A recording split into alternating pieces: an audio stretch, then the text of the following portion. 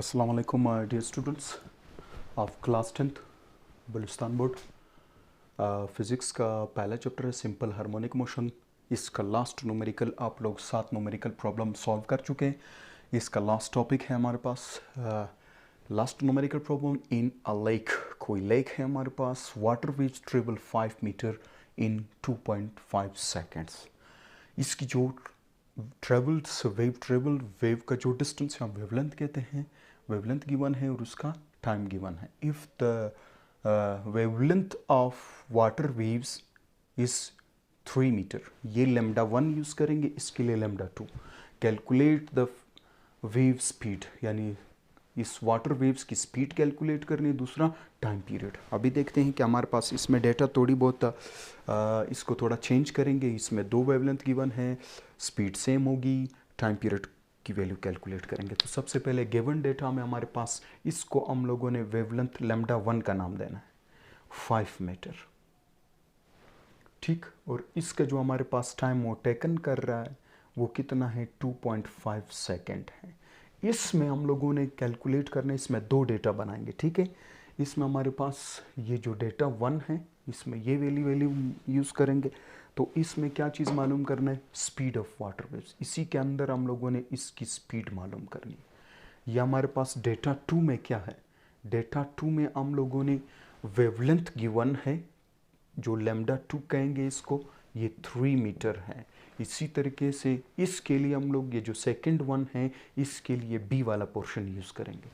जबकि हमारे पास क्या होगा, इसकी स्पीड वही स्पीड होगी जो हम लोग कैलकुलेट करेंगे, जो हमारे पास आएगा। इसी तरीके से इसमें क्या चीज़ मालूम करना है, टाइम पीरियड।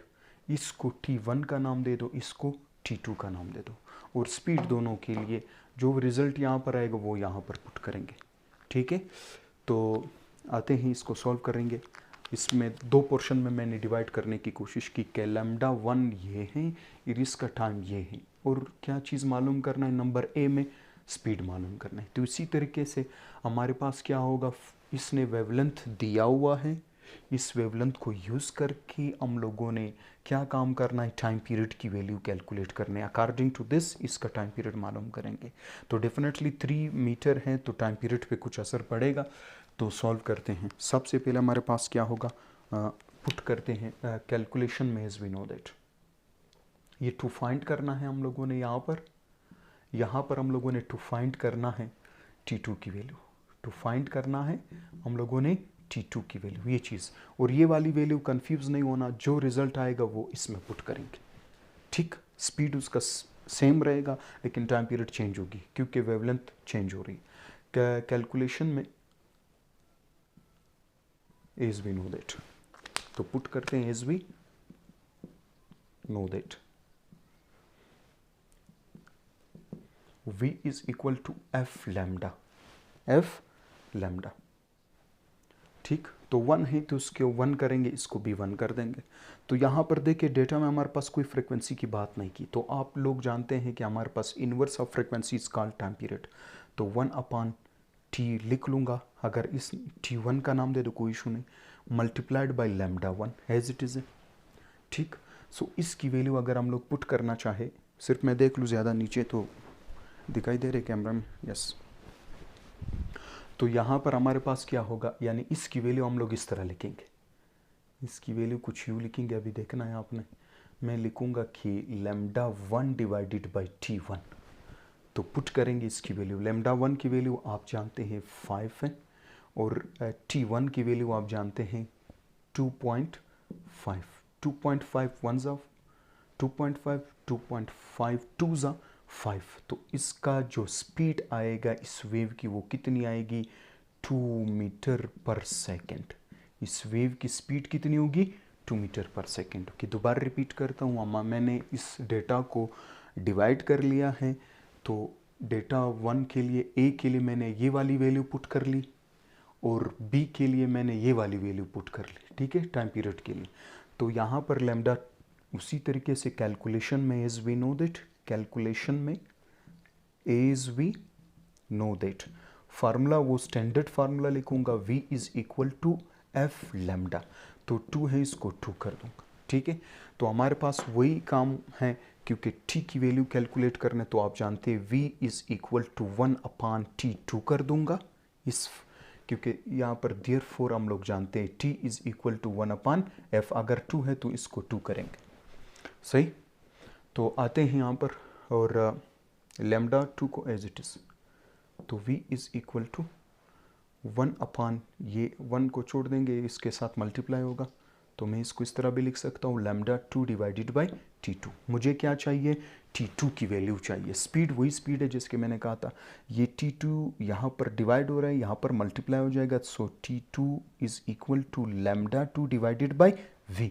लैम्डा 2 की वैल्यू ये है, मैंने कहा था इस v की वैल्यू जो हम लोग जानते हैं क्या चीज़ आई थी, ये वैल्यू 2 मीटर पर सेकेंड। सो ये डेटा हमारा कंप्लीट हो चुका है, इसमें पुट करेंगे।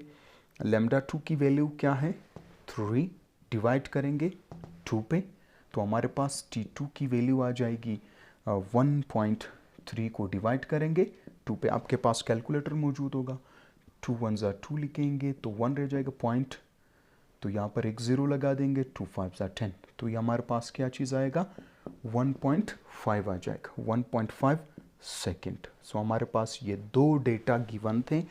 इस न्यूमेरिकल में ज़्यादातर हमारे जो डियर स्टूडेंट्स हैं उसको मुश्किलात होती हैं, तो आपने क्या काम करना है इस डेटा में, लैम्डा 1 t1 और स्पीड की वैल्यू के लिए, लैम्डा के लिए ये वाली वैल्यू, टाइम के लिए ये, और v, जैसे v आ जाएगा तो इसकी वैल्यू हम लोग इस डेटा में पुट करेंगे। इसके लिए हम लोगों ने जानबूझ के लैम्डा 2 का वैल्यू पुट कर ले, क्या डिफरेंस आ सके हमारे पास, ये 3 है, तो इसके लिए टाइम पीरियड की वैल्यू मालूम करेंगे तो t2 पुट करेंगे, तो जो वेव की स्पीड है स्पीड एज इट इज़ है, तो हमारे पास वही वैल्यू जो हम लोगों ने पहले में कैलकुलेट की थी इसी में पुट करेंगे, तो v is equal to f lambda f2 lambda 2। तो हमारे पास क्योंकि फ्रिक्वेंसी का जो इन्वर्स है वो टाइम पीरियड है, तो हम लोगों ने इस फ्रिक्वेंसी, क्योंकि हमारे पास फ्रिक्वेंसी गिवन नहीं है वरना डायरेक्ट पुट करते, लेकिन हमारे पास टी नहीं है, टी को कैलकुलेट करेंगे तो हमारे पास लैम्डा 2 डिवाइडेड बाई t2 यहाँ पर डिवाइड हो रहा है, वहाँ पर इक्वेशन के उस साइड पे मल्टीप्लाई होगा v के साथ, तो v यहाँ पर डिवाइड हो जाएगी, तो हमारे पास 3 डिवाइडेड बाई 2, हमारे पास जो एग्जैक्ट आंसर आएगा according to this numerical problem, speed की वैल्यू 2 मीटर, यानी v is equal to 2 metre पर सेकेंड, और टाइम पीरियड की वैल्यू जो सेकेंड केस में जिसको t2 का नाम दिया वो कितना है 1.5 सेकेंड। मुझे आपने जो कमेंट्स में ज़रूर आगाह कीजिएगा, कोई भी आपका क्वेश्चन हो मैं आपको रिप्लाई ज़रूर दूंगा। Thank you so much.